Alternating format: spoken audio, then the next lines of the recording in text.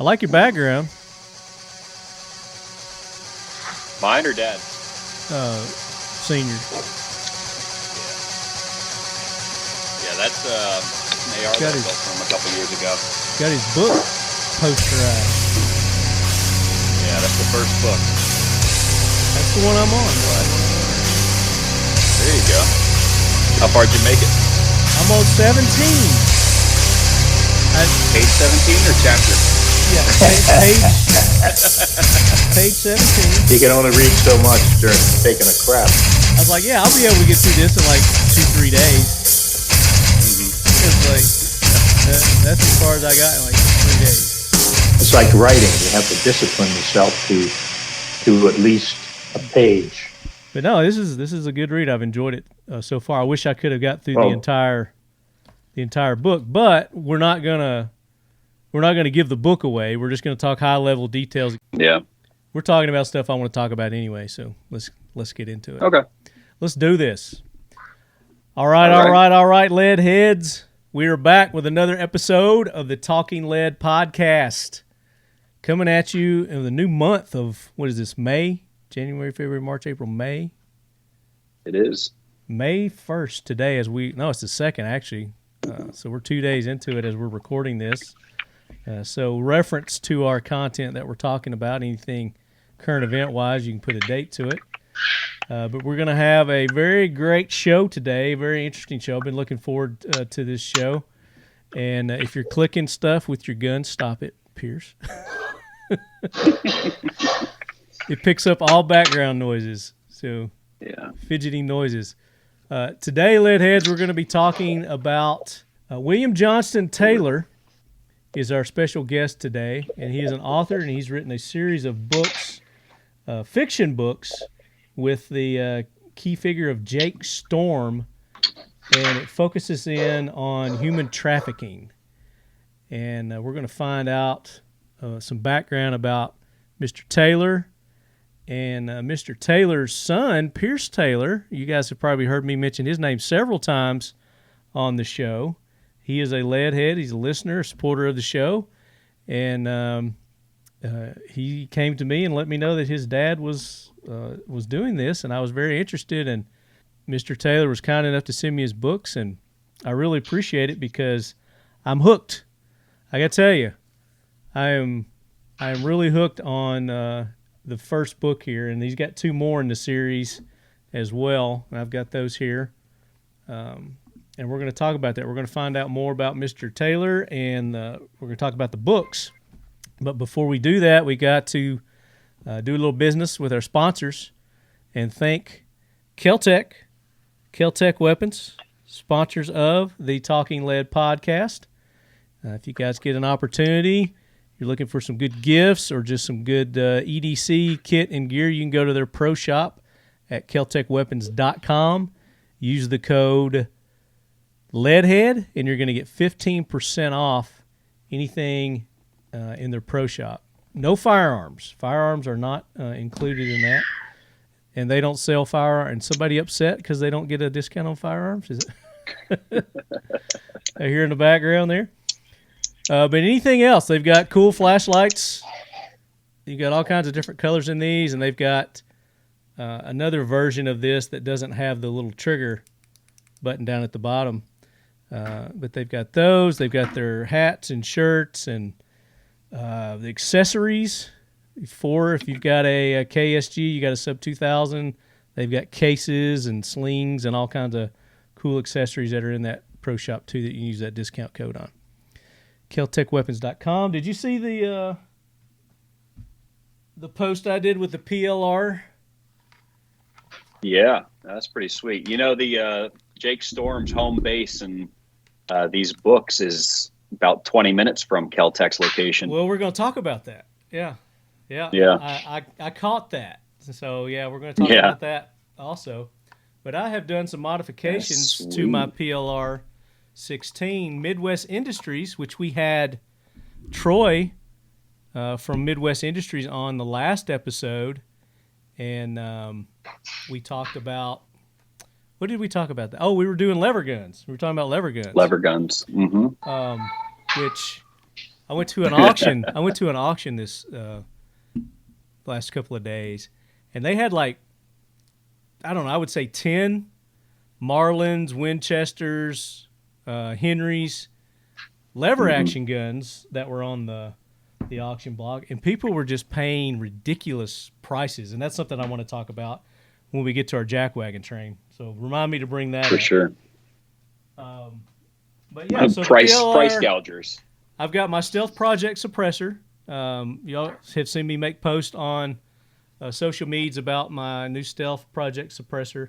I'm going to take it out. I haven't tried it yet, but this is one of the guns I'm going to try it on. Is the PLR 16. I've got this will go. It's a multi-cal, so I can try different ones. 7.62, 308. How long were you waiting on that?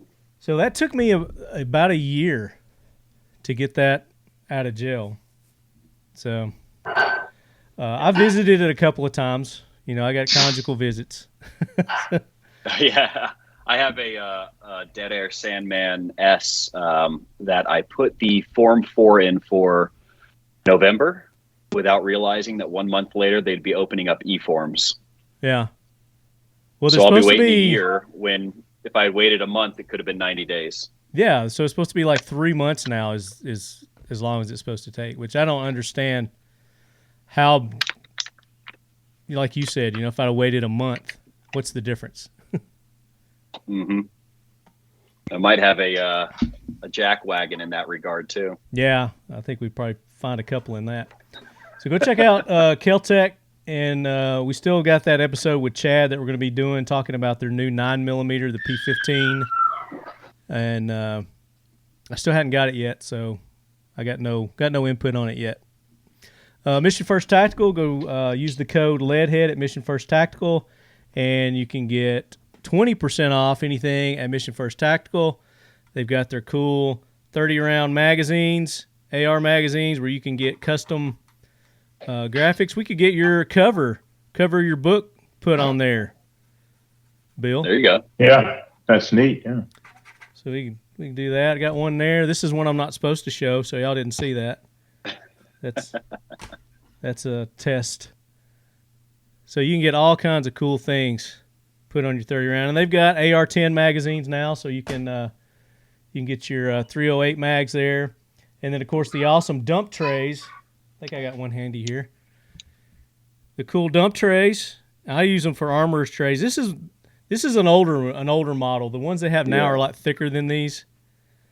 It's like a 2-piece now too. Yeah, they went all. I just liked them like this. I thought they were cool just like this, but then they went all fancy and did like a 2-layer thing on them. I've got them all stacked up there on my shelf up there. You can see them underneath the 308. There you go. So. Oh yeah. But we'll be giving away these on the AK corner. I don't have any to give away today, unfortunately.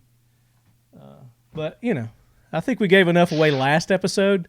How many prizes did we give away last episode, Pierce? It's like the last 10 hats. You're wearing one of them.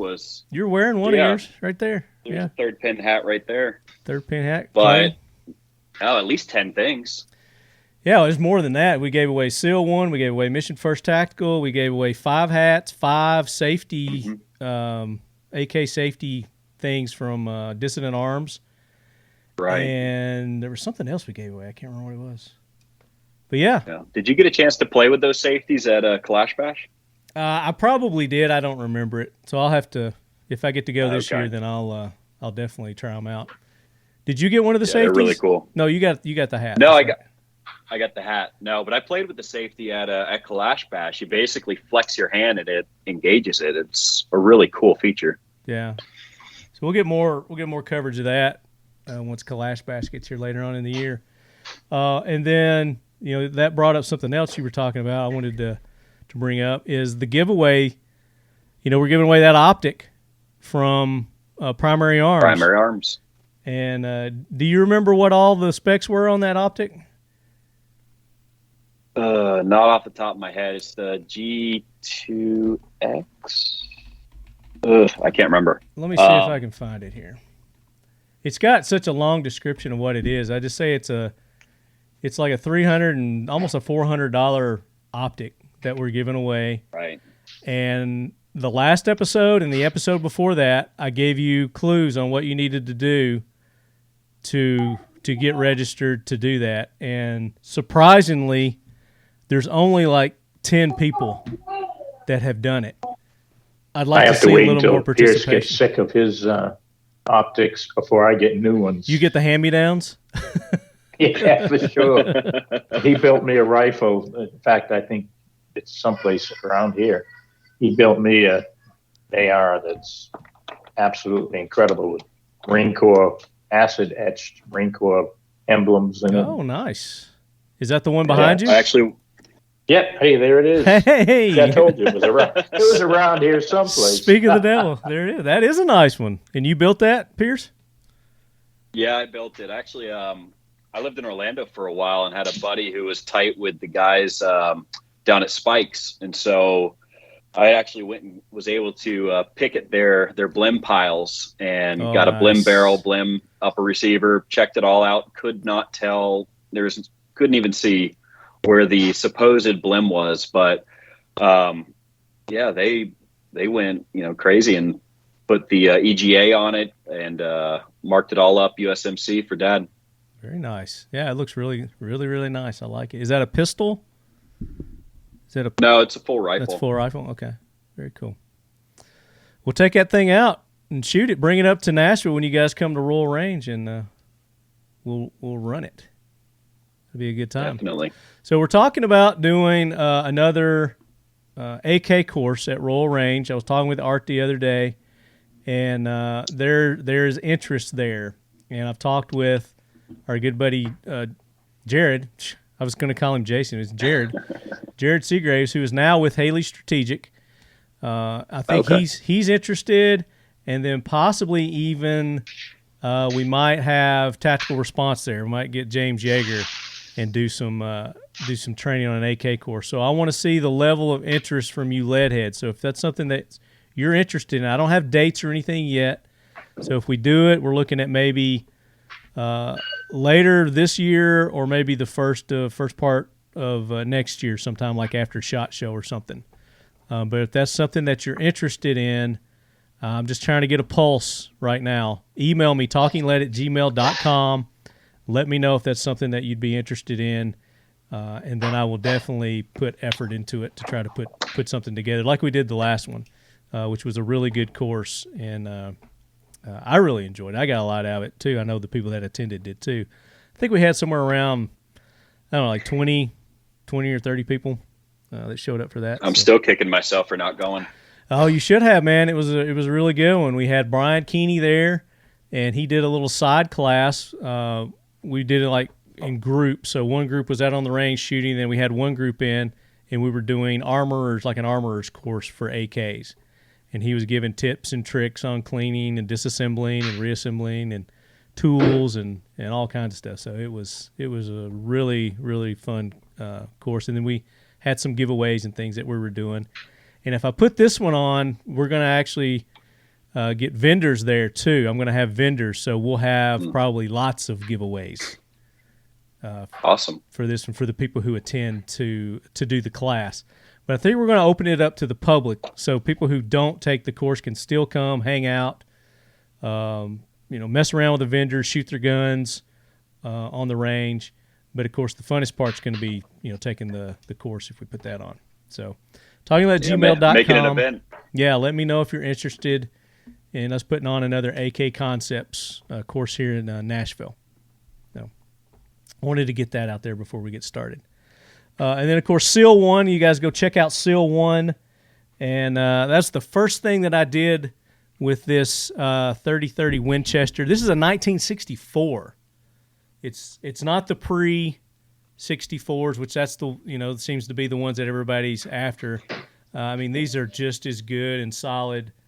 I think there's some like internal parts that are different. Is what the difference is. I think they went with, instead of using like a solid metal or a different kind of metal on some of the screws and pins and things. But this one was in really good shape. But after I ran my SEAL 1 CLP, really cleaned it up, and it looks great now. Hey, Hey, Leadheads, Dwight Settle with Seal One. Just here to talk to you and tell you a little bit about our product. Seal One CLP Plus is a bio-based, non-toxic product. It comes in a paste, liquid, aerosol, and pre-saturated bore-specific patches called sealskins. They all do the same thing, just different methods of application. The best way to use our product is to start with a clean firearm. There's two reasons why I say that. First, you start with the Seal One CLP Plus by field stripping your firearm and covering the entire firearm inside and out, bore, barrel, everything with the Seal One CLP Plus. You'll see how easy it spreads around. You'll want to wait about 15 to 20 minutes. Then you come back and you want to wipe it all off. So you see how easy it is to put on and remove. And the second reason we say to use a clean firearm is you'll find that it's not clean. We're going to pull out more carbon that's been left behind with whatever product you've been using before. Okay, it takes about 3 cleanings. So I like to say a clean shoot, clean shoot, clean shoot. Just normal usage before the Seal One CLP Plus has removed whatever product that you were using before and has seasoned the firearm. It's kind of like breaking in a cast iron skillet. And after that first cleaning, you will notice a difference. And with each successive cleaning, you will find that it gets easier and easier to clean. Seal One CLP Plus is a dry lubricant and is designed to work as such. You will find that malfunctions are virtually eliminated when used properly, because the majority of all malfunctions are caused to carbon buildup. And with the Seal One CLP Plus, the carbon does not build up. Seal One CLP Plus is safe on all metals, plastics, composites, polymers, rubber, wood, and leather. Seal One CLP Plus is a one-and-done formulation. No other products are required or needed to clean and lubricate and protect your firearm. That's why we say Seal One and done. Seal One is a proud sponsor of the Talking Lead podcast and the Leadhead Brigade. Use the code LEADHEAD for a 25% off discount. So is that the side mount scope? No, this has, well, you've got the pins where you could. Is it tapped already? Oh, yeah. So I love the look of that metal. It's like slightly patinaed. Yeah, it's got, the blue has worn off of it. It's got a nice patina to it. But I haven't shot it yet. I'm waiting on Pete to start cranking out that 30-30 ammo so I can try it out. But I got my dad's also. So my dad's was I think it said it was a 74. I think it was a 1974. And I can't tell really any difference in the two. Looking at it, everything looks pretty much identical. But I'm going to take them out. I'll do a video. We'll probably do another follow-up because we did the lever action. Was it the last episode? I think we talked about the lever actions. Yeah. But that's uncharted territory for me. So that kind of got the bug going, and as you can see, it really clicked. So I went, "Don't tell Tia." Are we gonna start seeing a cowboy corner segment? I don't know. We might, or it might just be. Really, the lever gun is really the only thing that in that era. I mean, I like the wheel guns, but I don't like them that well. But you never know what it's going to lead to. One thing leads to another. So I never thought I'd get into AKs like I got into AKs. Yeah. You just never know what's going to click. But I am really digging the lever guns. So 2 Winchesters now. So we'll keep tabs and see how many start adding up. Maybe I'll get a Henry. Maybe I'll get a Marlin. But that's something I want to talk about. So let's do that now. Let's go support our sponsor, Seal One. Go to seal1.com. Use the code LEADHEAD, 25% off. And then I've got more that we'll give you toward the end of the show. And if you're watching the video, I usually have like a scroller with the websites and the codes and everything like that. So if you watch the video, check that out. And I have caught up on the videos. I know I was like 4 or 5 behind. Now I'm just one behind. I don't have the lever action episode up yet, but I'm in the process of getting that done. So that'll get me caught up just right behind this episode. So if you like the videos, go check those out too. And usually I edit a little different, the videos versus the podcast. There's always something in one that you're not going to hear in the other. So go check them out. Let's do the jackwagon train, and then we want to get into talking more about Mr. Taylor, your books, get a little bit of your history, your background, Find out more about you coming up. But Gunny, bring that train in and let's take care of some jackwagons. Hoorah, Semper Fi, do or die, hold 'em high at 8th and I. It is time for the talking lead jackwagon of the week, so brace yourself, baby. All right, the train has stationed. And you guys want me to get the ball rolling on this jackwagon train, or you guys got somebody in mind you want to throw on? I mean, if you got one fired up, go ahead. All right. So, as I said, I went to a gun auction this past weekend here in Tennessee. It's a town called Columbia. And I guess it was like an estate sale, or one person couldn't have owned all these guns. So I think it might have been several different estates. But as you can see here, I've got a page, and it's front and back of guns, and it's legal paper. That's how many guns they had at this. And that's probably nothing for some of these auctions that maybe some of you guys have been to. But it went on. It started at 10, and I think it was over at like 3 o'clock. And they were just going one gun after the other. Boom, boom, boom, boom, boom. And they had some other stuff they threw in. But I got there a little bit late. And I got there, I don't know, I probably missed about 20 guns. But there were Sky 9mm, Rugers, Taurus, nothing that I was really interested in, and I don't think anybody else was. A Smith & Wesson M&P Shield. But I was writing down the prices because I wanted to know, compare it to what, if I were just go buy one new or whatever, or off the internet, compare it to that. So, for instance, a Glock 36 45 ACP at auction, how much do you think it went for? Over 5 for sure. You think over 5? Yeah. What do you think, Mr. Taylor? I'd say probably somewhat over 5. Okay. It went for $550. Okay. At auction. That's like you could go and buy that off the shelf price. Yeah, you could go buy that anywhere, and I found other places online that you could get them for less than that. You could get them for like $4.99. It's not even a desirable model really anymore. Yeah, the Glock 36 45 ACP went for $550. The next gun was a 6-hour P365 9mm box unfired. So practically, brand new gun. How much do you think it went for? $650. What do you think, Mr. Taylor? Yeah, I would say probably less than 6. Okay. Pierce was closed $675. And I looked them up, and all day long you can get them for $5.99. Right. They had them at my local gun store the other day for, I think, $5.79. Oh, wow. Even better.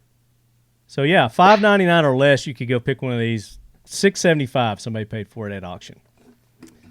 And this is early in the auction. Wow. It's not like, people have already got their bidding fever going or anything like that. And it wasn't like touched by any celebrity or anything, was it? No. Nothing special about it? No. Mm-mm. No, it didn't have anything extra with it. It might have had an extra magazine, but I think they come with one anyway, don't they? SIG was doing something weird for a while where they'd give you one magazine with the 365s and then a voucher that you had to send off for another one, and they sent you one in the mail. But they're supposed to come with 2. Yeah. A Smith & Wesson 629 6.5-inch barrel 44 mag. It's a revolver. How much you think it went for? $1,400. Really? $1,400. What about you, Mr. Taylor? I'm not familiar with it, but yeah, I wasn't real familiar with it either. So it went for I would say probably $1,025 is what it went for. I looked it up, and they were going anywhere from $800 to $900.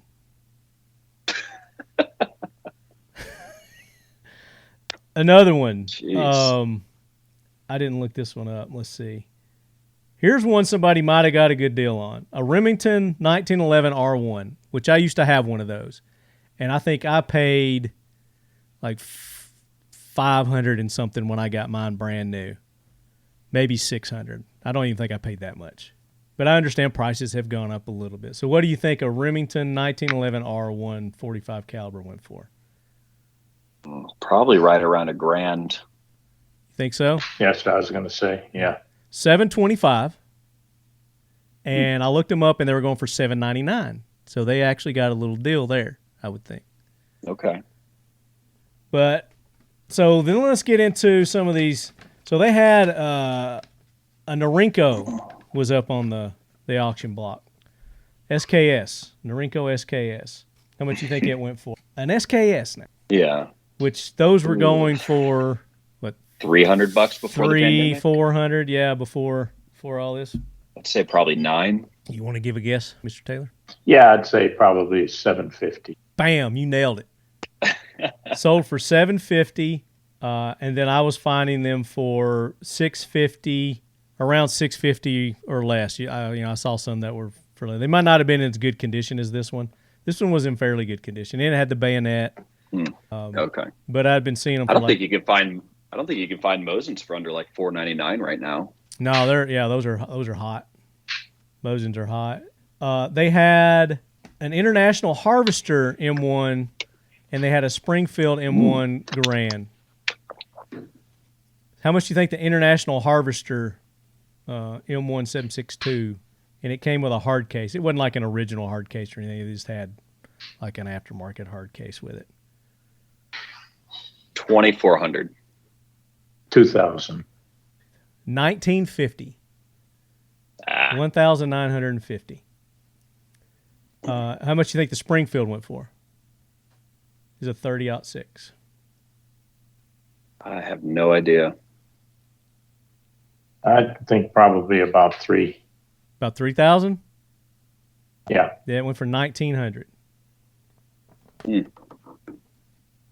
be an interesting. But did you look it up to see what it? I looked those up, and they were going all kinds of different crazy prices. So there wasn't anything that was really consistent. So I think probably whoever got that, I mean, that's probably not a great deal. I mean, it's an auction. When you go to auction, it's like either you're a hardcore collector and that's something you got to have to finish your collection and you'll pay whatever, or you're there, which I think most of these people were, to buy them and resell them or add them, hold on to them for future value.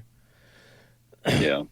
Which is why I thought it was weird when you said they had like Skies and Rugers at the auction. Yeah. They had like 6 or 7 Skies that they were doing toward the beginning of it. And I don't know what those went for because I wasn't there, so I didn't write that down. So there was a Tommy gun. They had a Tommy gun, and it had stick mag and drum mag with it. And I think it was unshot. It was an Auto Ordnance 1927 A1 45 with drum and box. One drum? Yeah, one drum, and I think it had a stick magazine too.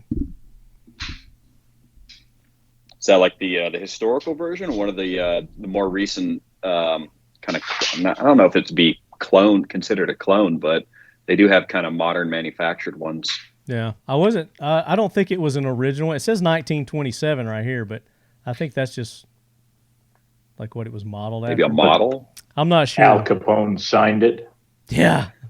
How much do you think it went for? Yeah. Probably a couple grand. Oh, I'd say more than that. Yeah. Probably close to 5. It went for $3,300.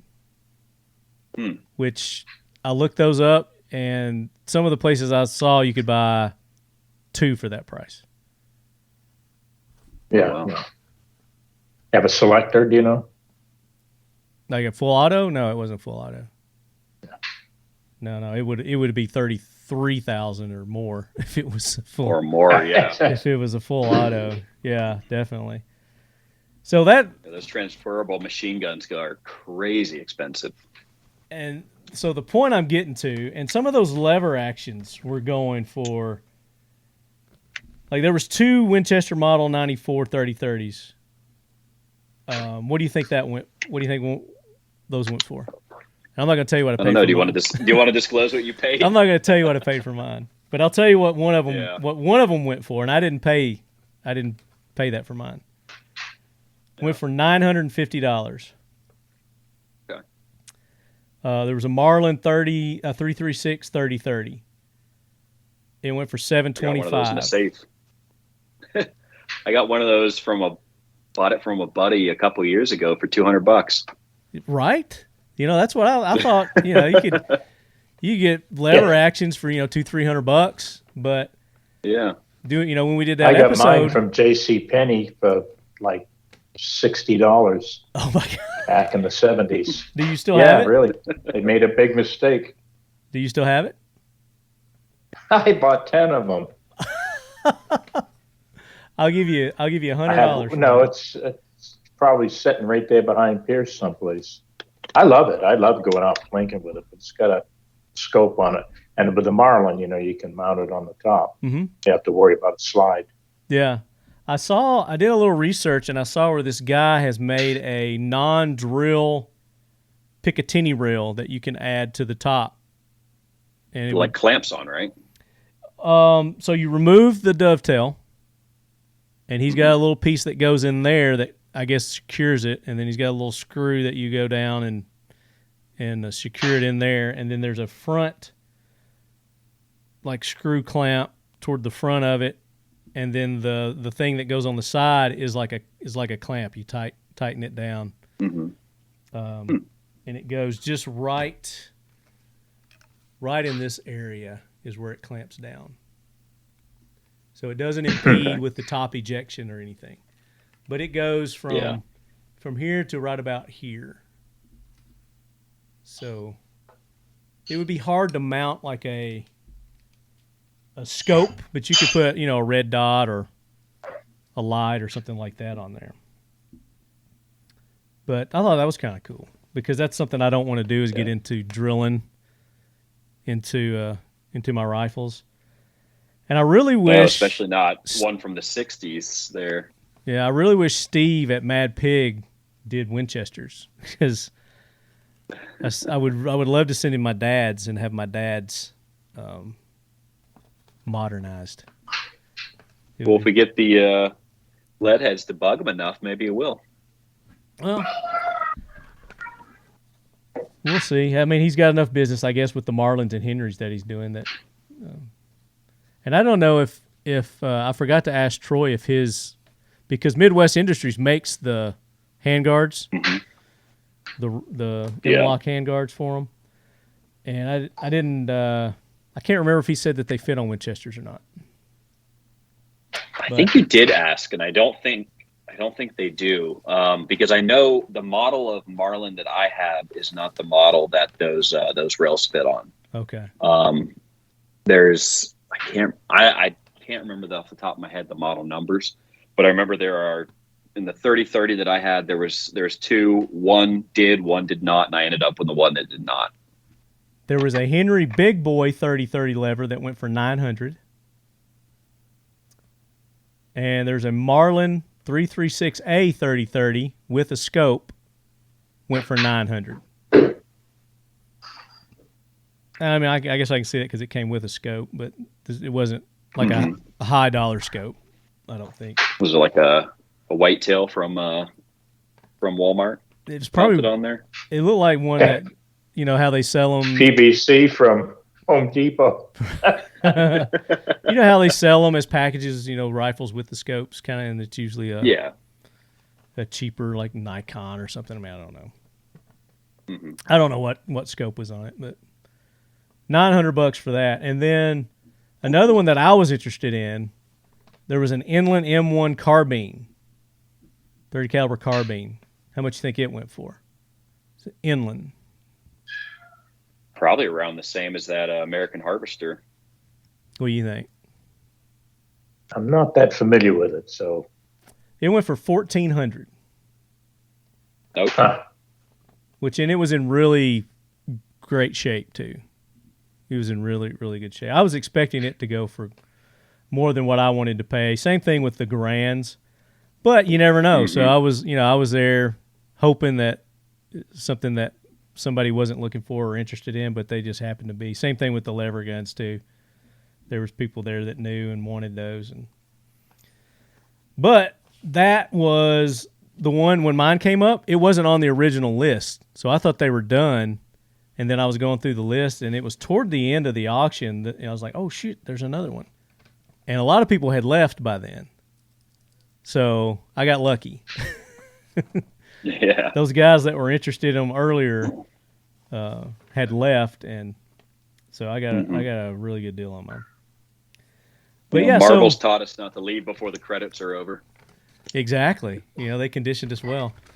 But that's kind of, my jackwagon are these people that are overpaying, like way overpaying, where you could go and, you could buy, like some of these you could go and buy 2 for what they were paying. KSG shotgun went for $800, which, $800 for KSG, you could, like the Glock, you could go pretty much anywhere, if you can find them, I guess, and get you a KSG. Yeah, I think those are going for about $750 brand new off the shelf. Exactly. Sometimes you have like buyer's premiums and stuff like that at auctions too. So it makes it even more. But there's people paying these ridiculous prices for stuff. And there were some other things that I was just like shocked. I couldn't believe that people were paying. There was a Browning Satori Grand Lightning 16 gauge with box, sold for $2,300, which I know the Satoris are kind of higher end and more sought after. But a 16 gauge? 16 gauge.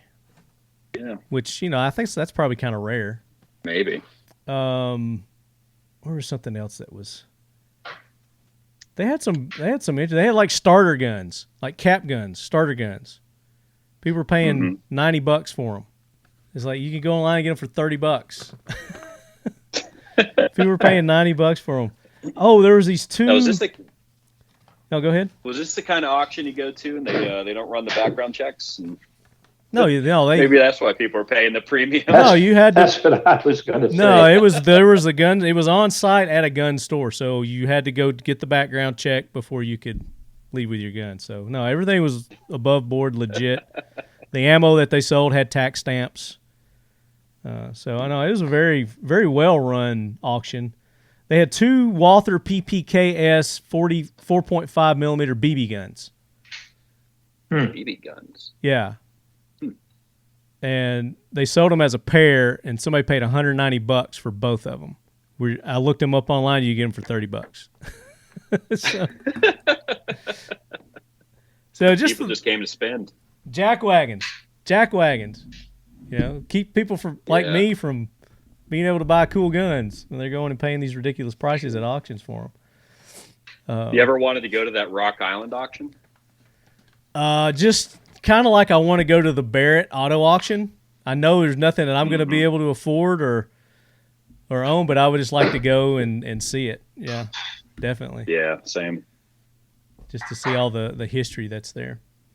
So that's my jackwagon. These people at auctions that just overpay, that get into the heat of the moment. And so what about you guys? You got any jackwagons? How about the ATF and how they rolled out the e-forms a month after I submitted my last Form 4? Perfect timing, right?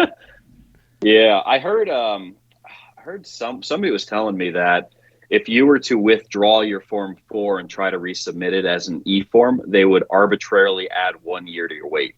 Really? That's a jackwagon move. Yeah, I don't have a citation for that one, but if true, I mean, we don't really need much more reason to throw the ATF on the jackwagon, but that's a bit annoying. Have you heard any updates on the 80%? What's the latest you've heard on those?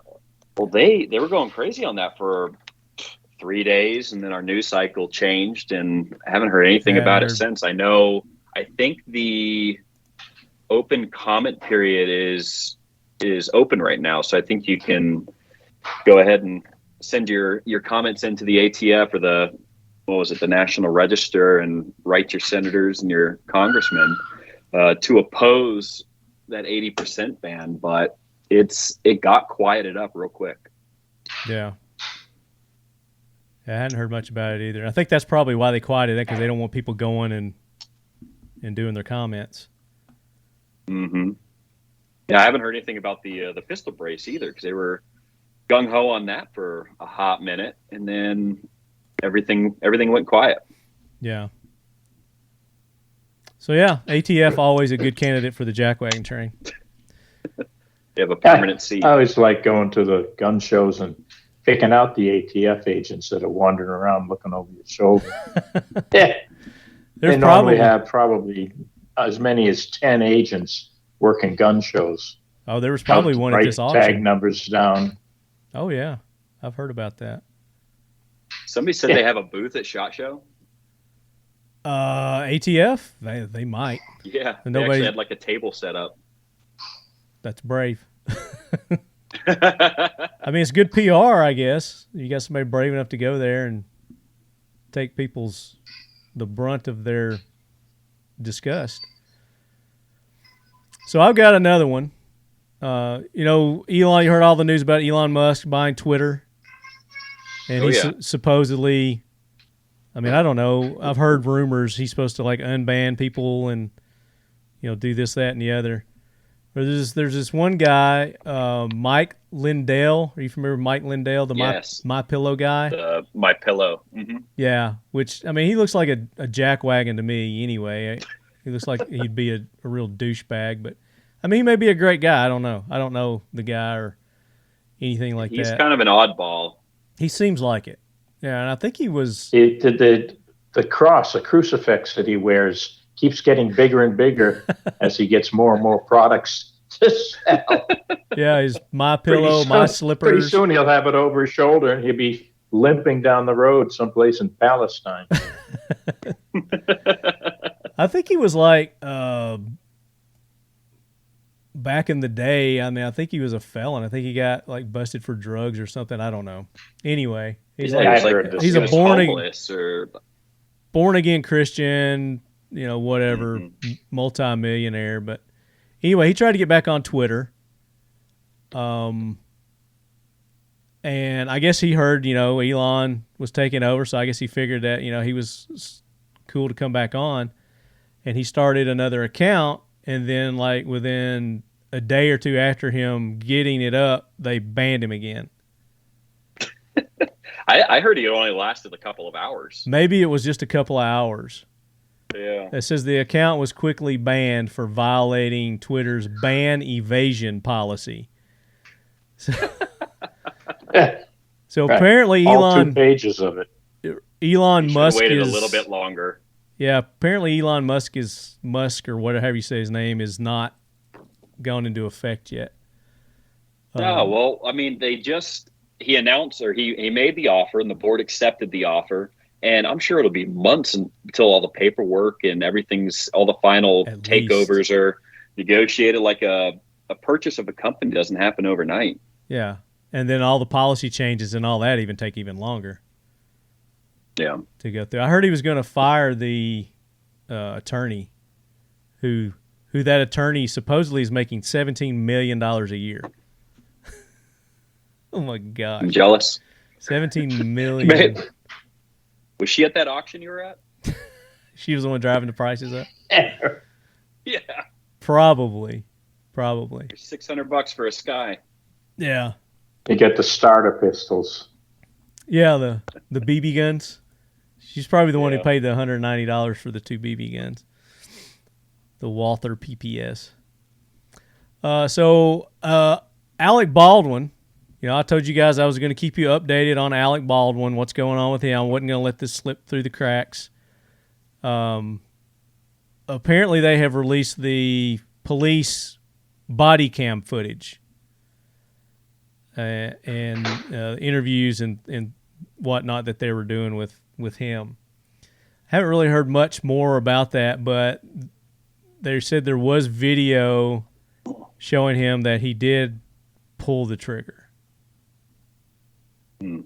So there's a picture that came out that it was a picture, I guess maybe a screenshot from something, and it was his finger was on the trigger. Yeah, they were doing some rehearsals. Body. Yeah. They were showing the rehearsal footage. They were doing like close-in pans, and he had, and he was drawing the gun, and his finger was on the trigger. Now they didn't show the actual where he shot the 2 people. they didn't show that. They were just showing like the prior to that footage. So that's still ongoing, and it's like there's some more damning evidence there against Alec. And there's all kinds of lawsuits. I mean, people are just coming out of the woodworks. The props or the crafty people are even suing him. I mean, it's like anybody and everybody is the emotional damage. Yeah, those people are jackwagons. It's people like that. It's like that affected you. No way, no how did that affect you. And they're the ones that are suing him. I think actually the first person who brought suit to him was like a makeup artist or something, make a right? stagehand or something. Yeah, just had nothing to do with it at all. Yeah. Yeah. But you're an attorney. You know how messed Deep up pockets. this legal system is. Yeah. It's redonkulous. No, that's when anything like that happens, if anybody can get a piece, they're gonna try, and at the very least get some sort of settlement out of it. The production has insurance. Alec Baldwin was a producer, and a lot of deep pockets there. Yeah. Even though I think it was an independent film. Yeah, but he was one of the producers on it. So his responsibility goes even further than him actually being the person who fired the gun, discharged the gun. Yeah. From a civil liability standpoint, but jury's out on the criminal stuff. We'll see. Yeah. Now, criminally, I don't think there was any intent. I don't think he planned it or, any of that. I don't think that was. I think it was the armorer. From everything that I've heard, I think it was the armorer's responsibility ultimately, and they're the ones that probably should be charged with it, because there were some text messages that I had read. They were going back with her and I guess the guy who's in charge of the ammo or the guns, and she was asking, what would it be okay if I fired live rounds, through this gun? And the guy was like, he didn't recommend it. You shouldn't do it. And she basically said, I'm going to do it anyway. Is what the text that I was reading. So I think she probably, or whoever that was, probably was responsible for having the live rounds on set. But it still remains to be seen. I think this one's going to be, we're at least a year out probably from hearing anything on this. But anyway, so if you've got jackwagons, send them in, talkinglead@gmail.com. If you got heroes, and I don't have any really heroes. I did have this one story real quick, and I'm not really calling her a hero, but it's a jailbreak that happened in Alabama. So apparently what is she? She was like some high official at this prison. Her name's Vicky White. I saw something on that. Oh, yeah, right. That's in Georgia. Is it Georgia or Alabama? Was it Georgia or Alabama? I think it was Alabama. Could have been Alabama. Yeah, Alabama. The guy she ran off was 6'9". 6'9". How the hell does he hide any place? Right? So here's what she did. And I'm not saying she's my hero, but she's not making a hero out of her at all. But so apparently she and this dude had something going on, but she was like, all right, and he was supposed to go to trial like the next day or two. And she said, I got to take him down to get a mental evaluation for the trial. And that's how she got out of the jail with him. Well, she's not supposed to do that, by herself. She's supposed to have an escort with her to do that. But apparently she didn't do it. And that's when they did their getaway, and they parked their car in some like Walmart parking lot, ditched the police car, got in another car, and they're 3 sheets to the wind. They're gone. And they're looking for them right now. But this chick was like, she was retiring the next day. What? Yeah, she had already, made plans to retire. She sold her home, moving to the beach, blah, blah, blah. So, nobody saw this coming just completely out of the blue. Shouldn't be too hard to find him. Just find the car where the guy's with his head out the sunroof. Yeah, that's like a big Great Dane. 6'9". He's a big dude. He's 6'9" tall, weighs approximately 260 pounds. Brown hair, hazel eyes. Casey White is an extremely dangerous person, and we need to get him located and get him off the street, is what they're saying. He was serving a prison sentence for attempted murder and burglary and was set to go to trial next month for stabbing death of a 58-year-old woman, charged for which he would face the death penalty if convicted. So he is definitely a jackwagon. He definitely needs to face his crime. But the audacity of this Vicky White, and they're not related. His name's Casey White. She's Vicky White. She's 56, and I think he's 38. Something like that. It says the vehicle carrying the two when they left the detention center was found at a nearby shopping center parking lot, according to the sheriff's office. The newly discovered surveillance video showing the vehicle at a stoplight minutes after leaving the jail led investigators to believe that they went directly to the parking lot without stopping at the courthouse, which is where they were supposed to do like the mental evaluation. And they said that there was no evaluation scheduled. So she just flat out lied and ran off with this guy. Or maybe, I don't know, maybe he had something on her, you know? Maybe he had some guys on the outside that's holding her daughter hostage or something. I mean, who knows? I don't know. But sounds to me like she might got a little smitten with him. I don't know. What do you think? I don't know. When he said they were going to the courthouse, I was thinking one of those courthouse wedding kind of things. Now this sounds like something that'd be right up. And do you want me to call you William or Bill? Bill. Bill's good. Okay, Bill. Anything but late for dinner. You know, with your background, and let's talk about your background. Talk about what you did in your prior life.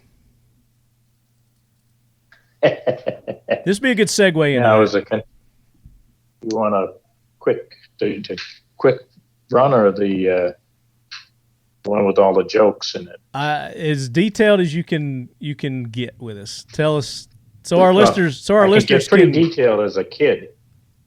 Okay. Just to give our listeners an idea of your background, what it is that you do, you know, when we get into the books as well. But like I was saying, you know, this sounds like something, this prison escape, missing person kind of thing would be kind of your forte, I would think.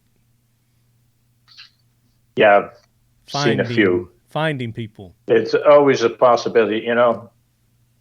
There was a double murder case in North Carolina. I worked when I was a CID agent for the Marine Corps.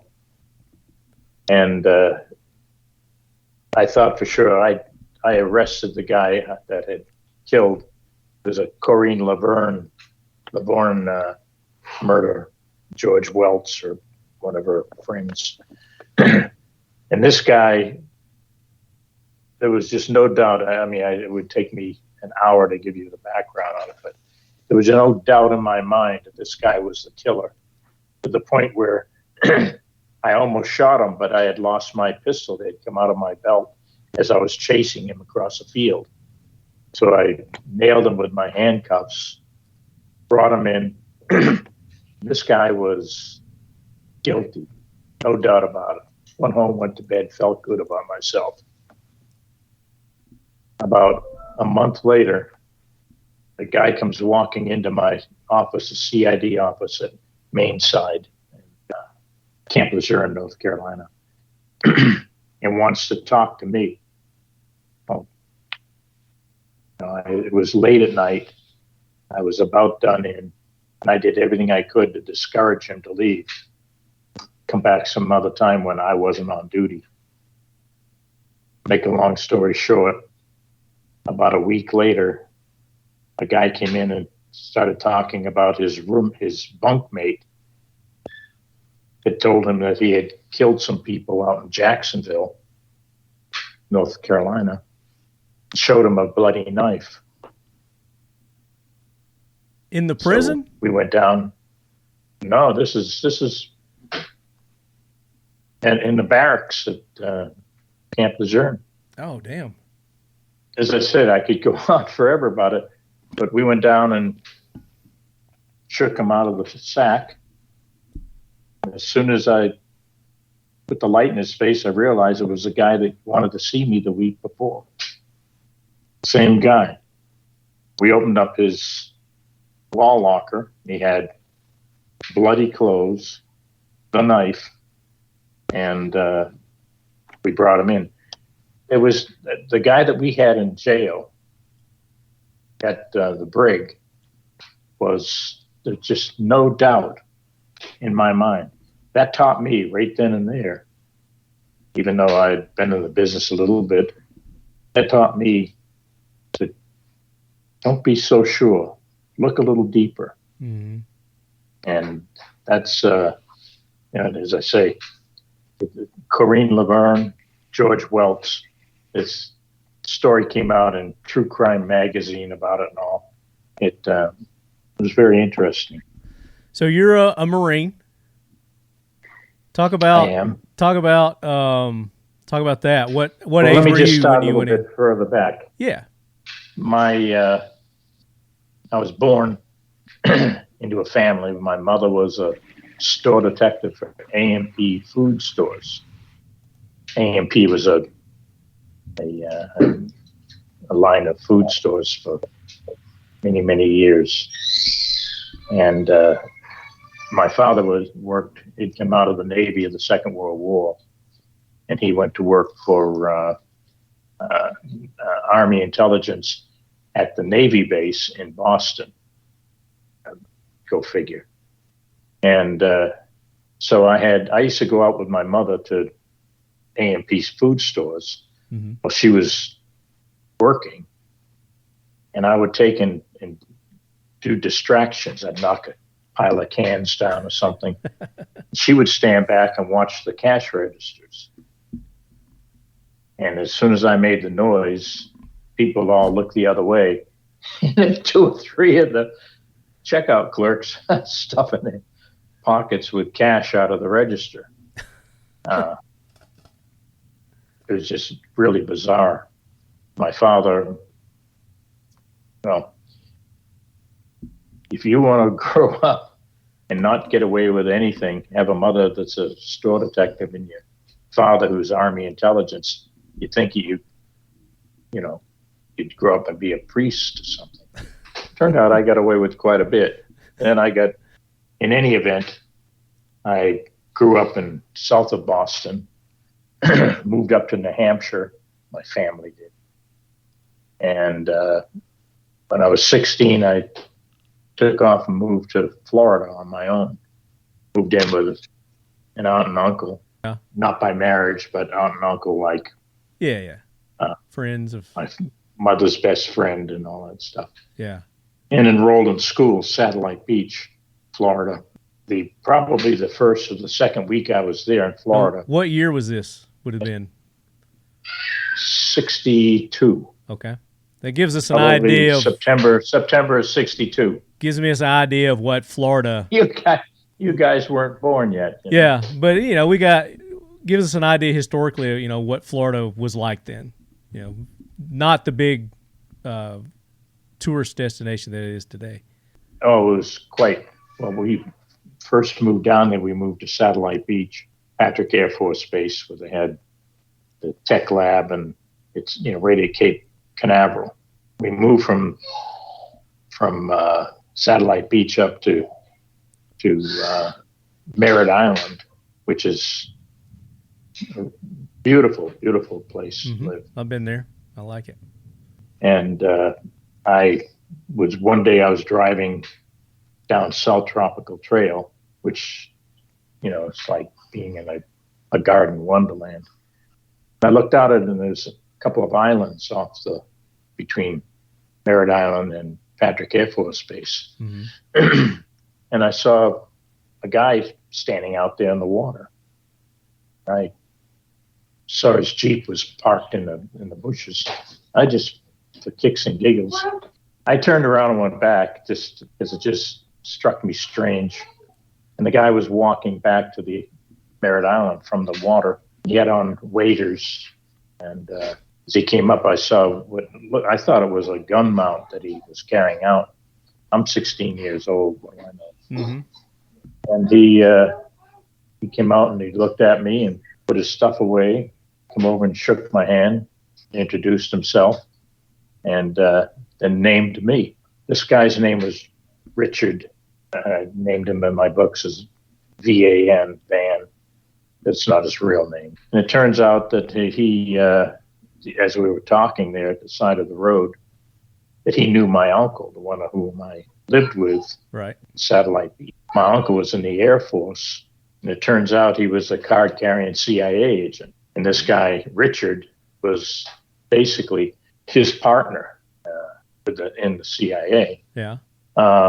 Without getting too much deeper in it. So your uncle's in the CIA, and this guy's his partner. Yeah, and this guy Richard's obviously CIA. Yeah. He had the reputation. He turned out he lived this next street over from where my mother lived, my parents. And he had a reputation for not being a great guy because he couldn't keep a job. Turns out what he was doing is moving around, infiltrating. He introduced me to some folks that turned out they were government agents. What agency, alphabets.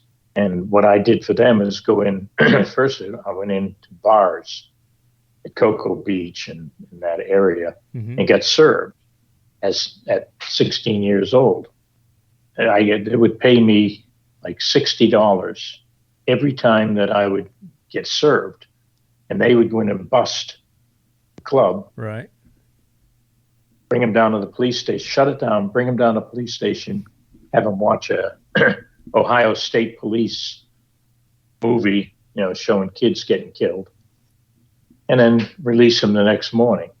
So they got to feel terrible about themselves, not sure. And yeah. But they lost a few $100 being shut down early in the evening. Yeah, but you got $60 out of it. I got $60 out of it. Which back then I got $60. Sometimes I'd hit 3 clubs a night. My father was making $48 a week for Lockheed, my stepfather, not the Army intelligence. Yeah. But my stepfather, $48 a week. And I would go and make, on an average of about $120 a night. So Mr. Big Time. In any event, easy money. I did a few things for them, graduated into prostitution, where I would go out and pick up a hooker. Oh, so you weren't the prostitute? No. I would try to kill time so I could at least get a look, but they were too quick. In any event, we had the Cuban crisis going on at the time, as you wouldn't recall.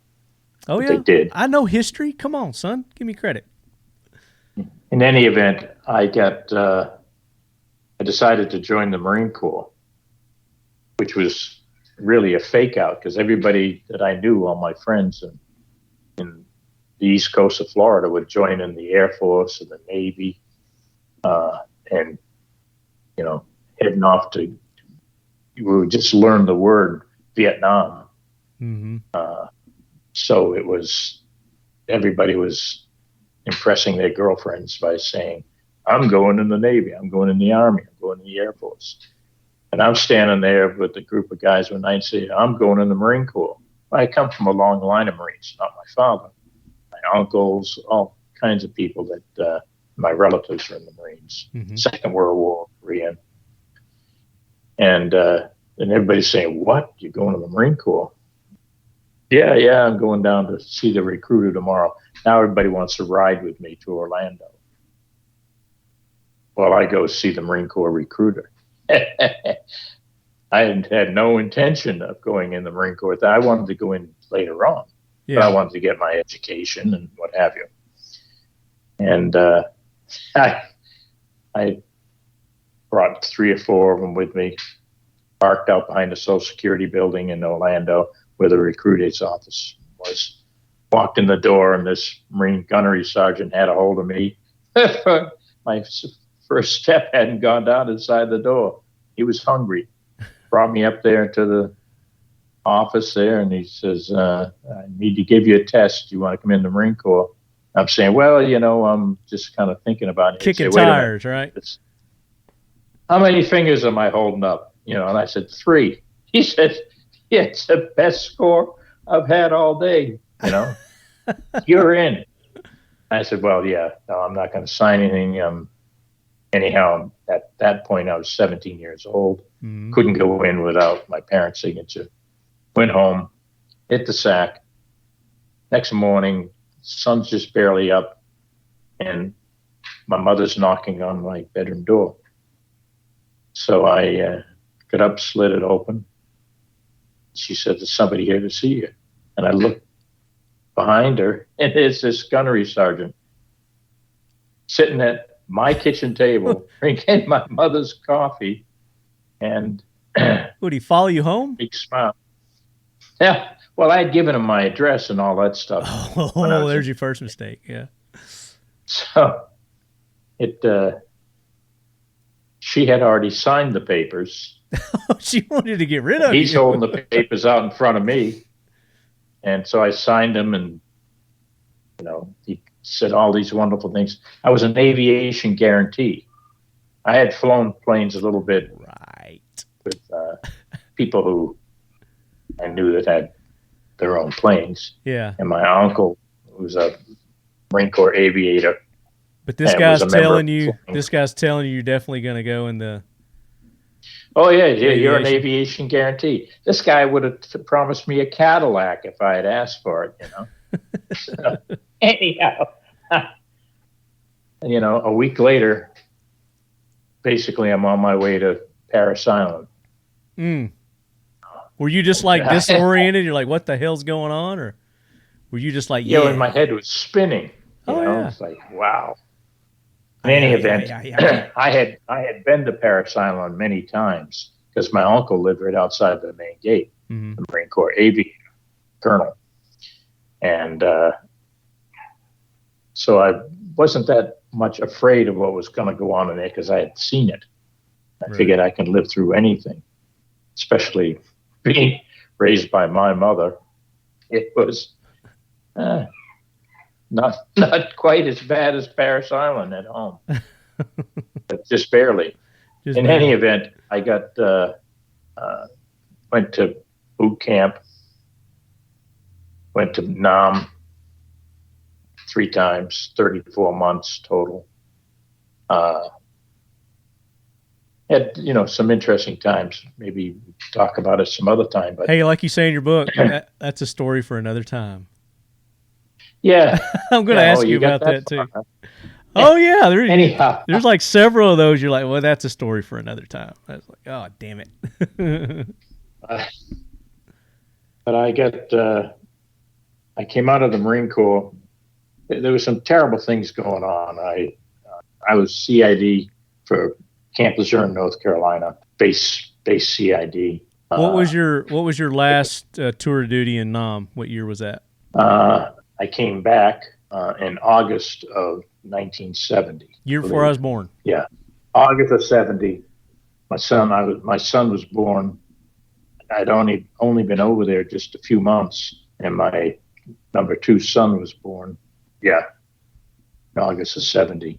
I went to camp. I came back and went to Camp Lejeune after they let me stay at home for like 40 days after I got back from Nam.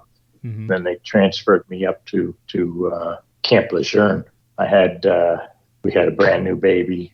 Got up there, went to base CID. Was with base CID 3, 4, 5, 6 months maybe. They transferred me over to 2nd Marine Division CID, where I was chief investigator. And but I had decided the reason why they transferred me, as I already said, I'm getting out.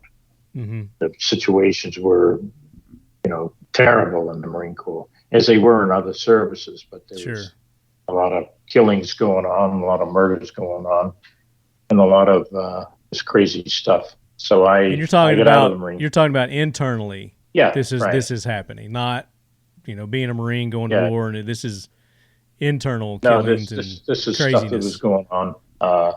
Just a quick example: a Navy corpsman medic got arrested for what they call secret peeping Tom, and I knew downright well it wasn't him. But there'd been a lot of trouble with the peeping Tom on base housing. Mm-hmm. And I went into the provost marshal there at Camp Azurn, and I said, this guy didn't do it. I mean, I just know he didn't do it. And they nearly killed him in the brig, beating him up. Turned out he didn't do it. Who did do it was the sergeant of the brig. Pinned it on him. But I had gone above and beyond trying to get this Navy corpsman off this rap. And it was just anything that they were having problems politically with, the Marine Corps and other services, they would just find somebody to pin it on and walk away. Let it be somebody else's problem. But as a CID, that was your job to investigate and. Oh yeah, well, Marine Corps CID at that time was what you see on TV in CIS. Mm-hmm. That's what we were back then. And they've cooled it down. They brought the Navy in for NCIS, and the Marine Corps CID no longer does the big major cases. But when I was in, you did intelligence work. You did read the book, The Phoenix Program by Douglas Valentine. There's a whole chapter in there about me, my troops. And it's the Phoenix? The Phoenix Program, Douglas Valentine. It's a really, really good book, but it talks about what the CIA, the American CIA and the Korean CIA were doing to promote the Vietnam War, make it look. At the time, everybody was protesting it. Sure. There were riots going on. It was just terrible circumstances. When we came back from Vietnam and we came into the States, we had to sneak in. The planes would have to go to other bases and all. Yeah. Whatever the schedule was that they were going to fly into this air base or this So our servicemen and women were treated at the horribly. last minute they'd change it so that the protesters wouldn't get over there. Yeah. It's a pretty dangerous thing to attack a Marine that's just come out of combat. Well, just any service member that's coming back from combat like that, they were just treated horribly. The guy's coming back and he's half crazy with everything that's going on. Now he's going to face some jackass who's going to throw an egg at him or a tomato or come up and smack him across the face. Not a good idea. Yet the politicians would make it the Marines' fault. Oh, absolutely. Yeah. It was like school today. Your kid gets picked on by a bully and he turns around and smacks a guy. Your kid's the one that's in trouble. Yeah. Even though the guy's a butthead. How many years did you do the CID?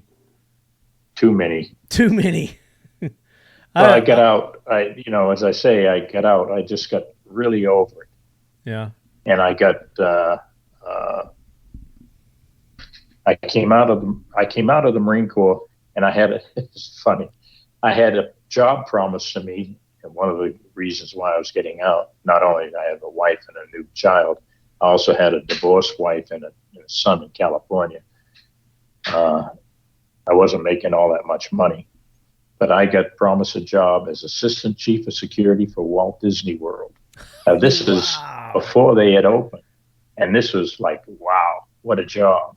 Yeah. Turned out the guy that promised me the job, another CID agent that had retired and went to work for Disney, worked for Pinkerton Security. He was a security guard, and he had promised me this job. He was nothing. So here I am, back in Merritt Island, with fistful of air. But I got contacted by a lawyer out of Boston by the name of Ethely Bailey. I've heard of Ethely Bailey. Yeah, his office got a hold of me. Well, Bailey hired. There was a thing that was called Operation Transition. Everybody who was coming back from Vietnam and they were being discharged, there was a log where people could go in and they could find somebody, an auto mechanic, a truck mechanic, a driver, all kinds of things. And apparently Bailey's office was full of Marines. Bailey's a former Marine. And I think everybody in his office, including the secretaries, are former WM, women Marines. Mm-hmm. And I got contacted by him probably a week after I'd gotten back home. And I was out looking for a job. Matter of fact, the FBI had offered me a job, and they were paying me less than I was making in the Marine Corps. They had offered it to me. I couldn't do it. Yeah. Yeah, I was making about, in the Marine Corps, because of my hazardous duty pay, pro pay, all kinds of little gizmos they throw in for CID officers. I was making about $13,500 a year. And the FBI offered me $9,000. So, but I had this great job offer for Disney World, which turned out to be baloney. Yeah, the whacking hut kind of deal. Yeah. And then you get contacted by Ethely Bailey, which Ethely Bailey, for our listeners who don't know who Ethely Bailey is, he's a criminal defense attorney, famous for a lot of different things. He was the defense attorney for Sam Shepard, the Boston Strangler, Albert DeSalvo, all the way down up to O.J. He was involved with the O.J. Simpson trial, which probably a lot of our listeners are familiar with that. So just to kind of probably one of the greatest lawyers that's ever lived. Yeah, with the exception of Pierce down there. He's still building that reputation. He's still young. I got this call from his office telling me to go to Orlando and get on a plane, be a ticket waiting for me, and fly into Boston and meet with Lee Bailey. Now, I knew who Lee Bailey was because I lived in Massachusetts during the Albert DeSalvo Boston Strangler days. Mm-hmm. Everybody was terrified. It was just a terrible state of it. And Bailey actually defended Albert DeSalvo after they discovered who he was. And which sort of brings me into it because the guy who caught him, who figured out who he was a guy named Andrew J. Tooney Jr. Andy, Bad Andy, they call him, another former Marine. He was chief of the Strangler Bureau in Boston when trying to find DeSalvo. And he found him and somehow contacted Lee Bailey to defend him. I don't really understand how that went. Mm-hmm. He told me one time while he was drinking his Tanqueray gin or whatever the heck it was. And I forgot exactly how it went. But I went up and I met with Bailey, and he was really a great guy. He got himself in trouble over the years, but he was, well, when you're high profile like that, he pissed a lot of people off. In any event, I got sat down with him. He interviewed me, and then told me that his chief investigator, Andrew J. Tooney Jr., was missing. And they had done a trial someplace in Missouri or Kansas, I can't recall where. And he hadn't seen him in 2 weeks. He never came back from, I guess it was Missouri. He'd never come back from Missouri. And Bailey says, if you can find Andy and get him back here because they need him to testify in the case, you can find him, you got a job. So I said, how the heck am I going to find him? I knew of Andy Tooney. I'd read the papers about him too. When I left Bailey's office, walked through the outer office, and his secretary called me over and says, does Bailey want you to find Andy? And I said, yeah, that's my job. If I want to have one, I got to find him. She gave me a piece of paper with a phone number on it. She says, this is Andy Tooney's mother's phone number. Lived up just north of Boston. And so I called her. I left the office and I called her and just told her the truth. I'm trying to find her son. If I could find him, I had a job. she told me exactly where he was. So it turned out not a day ever went by that Andy didn't call his mom. Right. So I called the hotel he was staying in, Kansas City, and asked for his room number. And some guy answered the phone, sounded vaguely familiar, and put Andy on the phone. It turned out Andy was quite the drinker, really, quite the drinker. And the guy who answered the phone was Danny Thomas. Anyway, heard of Danny Thomas, like the Danny Thomas, the actor guy. Was it Marlo Thomas? Did a lot of father of Marlo's Thomas. Father. Yeah. Right.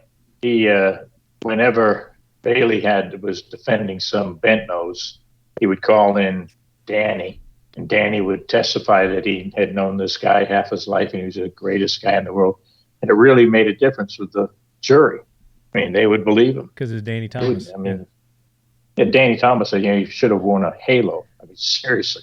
I got to know him, and he was just a great, great guy. And this opened up this children's hospital in Tennessee. Yep. And familiar just with a great guy. In any event, I told Andy who I was. I was, former Marine. Just got out of the Marine Corps. Gave him a little history of what had happened. And he says, "All right." He says, "I'll talk to Bailey." They'd been on a drunk. It was like around the Marine Corps birthday. If you had not been in the Marine Corps, it won't impress you. You've been in the Marine Corps, the most important day of your life, besides your birth of your children and what have you, is the Marine Corps birthday. All right. And I mean, it is big time. So who was drunk? Danny Thomas? Oh, both Danny and Andy would go on these binges. Danny, okay, both of them. They'd drink for 2 weeks straight. I wasn't there with Danny. I was there with Andy a lot. Mm-hmm. I wasn't a drinker. Never had been. I mean, not that I hadn't drunk, but I never got hooked on it. Right. In any event, he went ahead and called Ethely, and I went back over to the office, just as he had gotten off the phone with Andy. And he says, "You got a job." He says, "I want you to go back down to Florida and work with," gave me the attorneys' names, and a big, huge corporation he was represented. And he threw me a roll of money, a roll of cash. And I really never ever counted it, but it was thousands. He says, get yourself some clothes. And you're going to work for me, kid. Get a suit. Report to this guy in Orlando who I was going to be assisting as an investigator. And personal security was my forte at that time. I did Bob Hope, I did Nancy Sinatra, all kinds of different people that came around, John Wayne, they'd come over to Nam, and I would be in charge of their security details. Yeah. Yeah, fun stuff. Nancy Sinatra, Bob Hope. Wow, you got to meet all those people? These boots are made for walking, Nancy Sinatra. Oh, I know who she was hot and back her in husband. the day. Yeah, she was really a talented lady, but I don't think her father let her get out there too far. Let her go to Vietnam. Well, she was traveling with the Bob Hope. What did they call that? He would go over there and entertain the troops. Yeah, well, they had a number of different things. Operation Entertainment, the Bob Hope thing. And Bob Hope was quite a guy. But probably my favorite person along with I ever stood security was Martha Ray. You probably don't remember her. The name. She was. Yeah, the name. Was she a comedian Martha or was she Ray. A singer? She was just an entertainer. She was a singer, entertaining, but just a really, really good person. Yeah. Moving on from there, I went to work for Bailey and did many I'd probably met every attorney in the world. Because Bailey, they like to be associated with them. Mm-hmm. If they had on their letterhead says, Ethely Bailey up in the upper right-hand corner, they impressed their clients and got big cases. Bailey got indicted 1973, Bailey, along with this big businessman in Orlando, and it ended up in a hung trial. Well, Bailey got out of it anyhow. Before they even went to trial, the judge had let him out of it. Yeah, it's just formality. And the prosecutors were going to recharge him, but they didn't. Too well connected. Shut down He's too well connected. Oh, I mean, you talk about watching that O.J. Simpson trial was just incredible because I knew all the moves Lee made.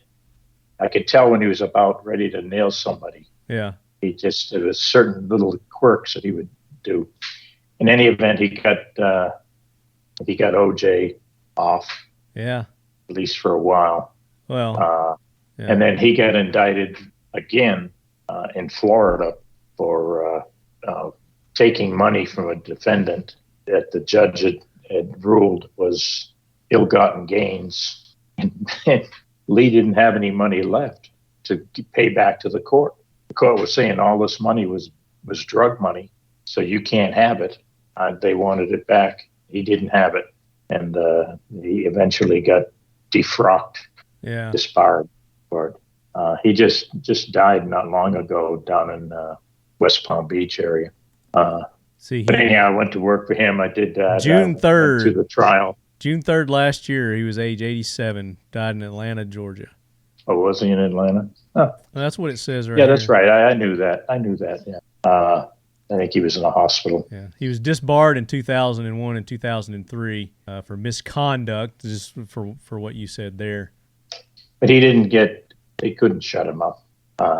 He had lost his wife back not long after the 2003, 2004. It really, really upset him, even though she was about his number 6 wife. This one he really loved, and it dragged him down.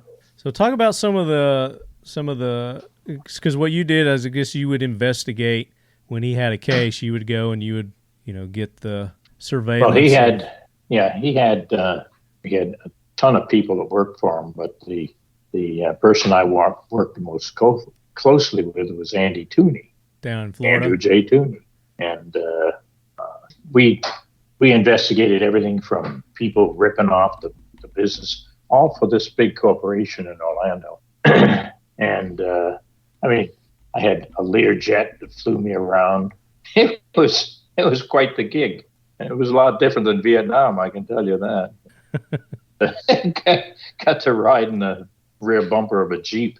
I was going to say, unless you're in the CIA during Vietnam. I wasn't CIA. I was never CIA. Yeah. I always have to remind people.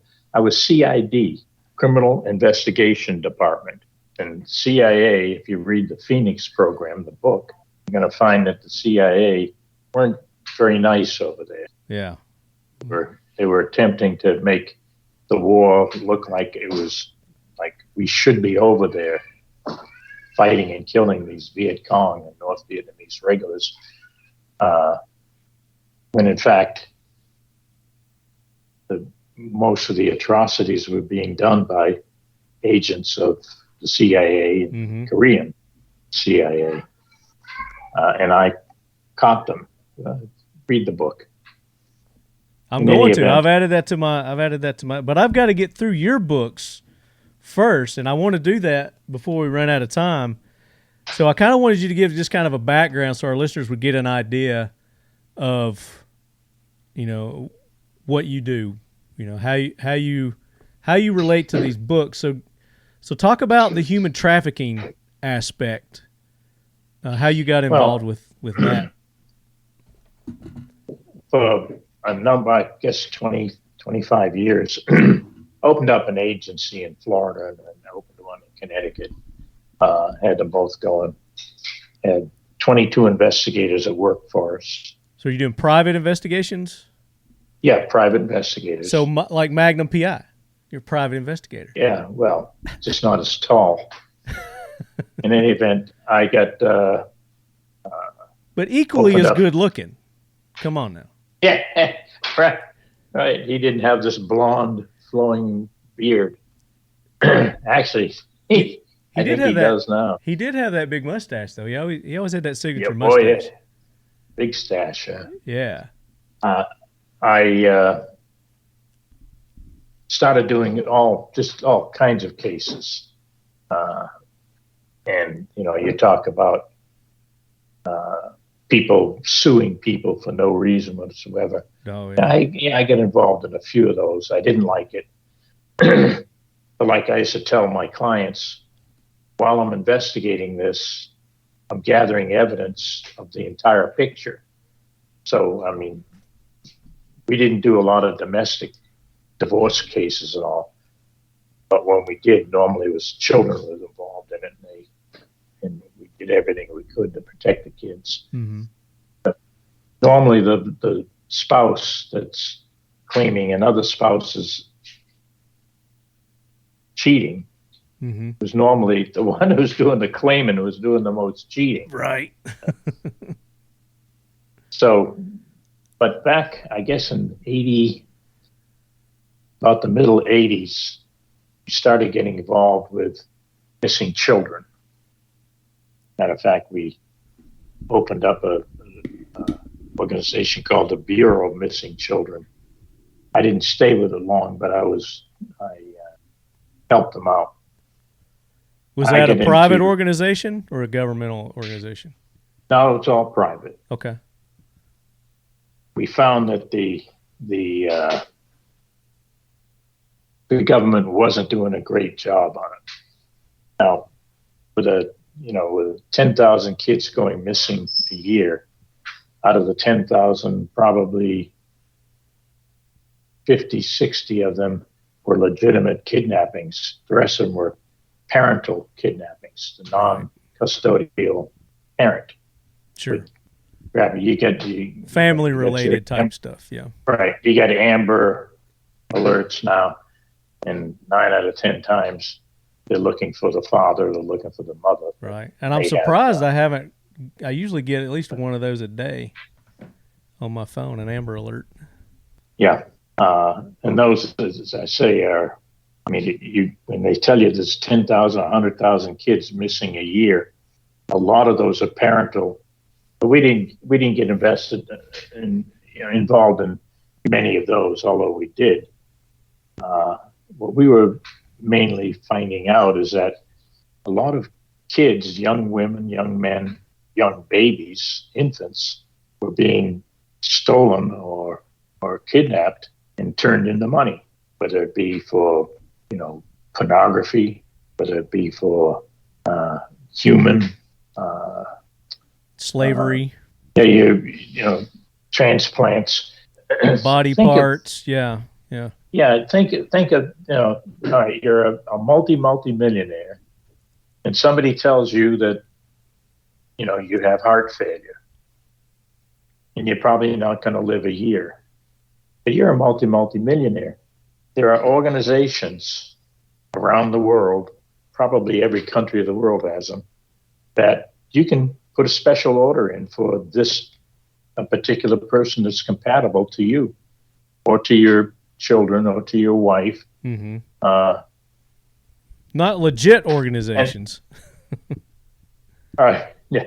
So they would go out, and these bad guys, and kidnap the perfect match for this person.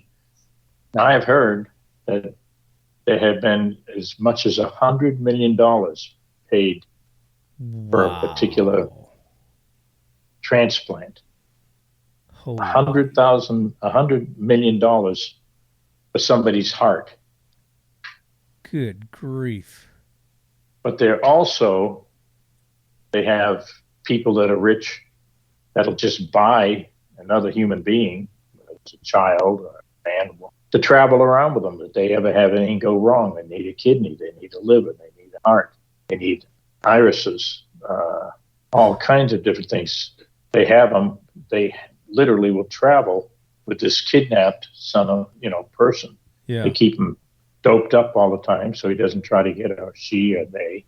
And in my book, you'll see, although I had to be very careful how to write these books without revealing who they were.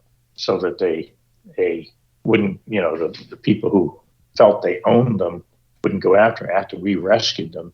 Yeah. And or that we wouldn't get in trouble with the law from some of the things we did. Well, what I like to tell people about my books are fiction. My books are fiction. So you say. But everything in the book is true except the felonies. Except the felonies. Alyssa knows a thing or two about firearms. The gun store where she works and the folks she instructs would vouch for that. She spends most of her time on the range and in the classroom, teaching others about firearms and the fundamentals of shooting. On her days off, you'll likely catch her somewhere in the backcountry with her favorite firearm, a Kel-Tec Ks7. At just over 26 inches, this short, slim second cousin to the KSG is lighter, but no less lethal. The shotgun's 18.5-inch barrel offers plenty of velocity, and its ample magazine tube provides a healthy dose of firepower with its 7+1 shell capacity, her go-to for home protection. Alyssa loves the carry handle and fiber optic sight she got on her first KS7, but is equally enamored with the Picatinny rail kit she put on her second. Why settle for one when you can add another to your already awesome collection of Kel-Tecs? Innovation, performance, Kel-Tec.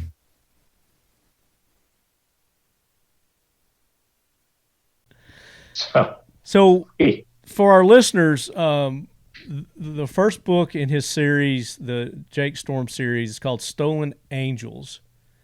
And it is about child trafficking, human trafficking. And it goes into some really shocking details as to this dark, seedy business. And, I think more and more of it has been brought to light, but, I think there are some things that people just are completely unaware of. Like you said, the body parts, people being kidnapped and stolen and held against their will, for years until they need, in some cases, until they need those body parts. And they're keeping these people drugged and sedated. And their family members think they have, passed, long past, but they may still be alive in this capacity. But then there's some other people that get kidnapped, like you said, and they're just sex slaves, or somebody wants a baby, with babies that are kidnapped, and somebody wants a white, blonde-haired, blue-eyed baby in another country, and they'll steal them and raise them as their own children. But for all kinds of different reasons. But the money is insane. And I don't think you're exaggerating the money that in your story here on these deals, because like you just said, $100 million is an actual real case where you guys had discovered that, right? Oh, no felonies in there. Yeah, no, yeah. I'm just discovered. saying the reality of it is that this is real and this happens. This happens every day. Yes.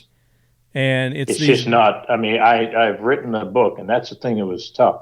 Writing those books without revealing who it was you were talking about, but this is or where you were. Actual real life based on a true story kind of deal.